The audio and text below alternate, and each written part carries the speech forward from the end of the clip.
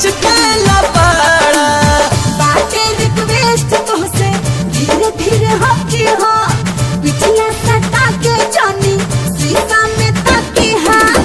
ऐसा हसीना पाके आज तू उतार जा। ए हो साड़ी उठा के हमारा गाड़ी पर चढ़ जा, साड़ी उठा के हमारा गाड़ी पर चढ़ जा।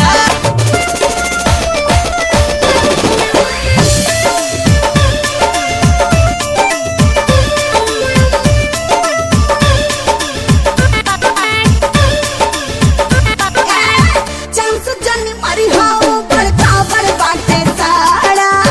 कुछो न होई रानी बाड़ू भिकाड़ा।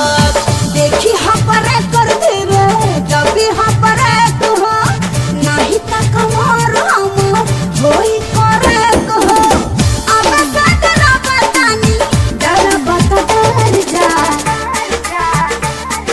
साड़ी उठा के हमारा गाड़ी पर चढ़ जा, साड़ी उठा के हमारा गाड़ी पर चढ़ जा। खाना चढ़ जाए चढ़ जाना चढ़िए जाता नहीं।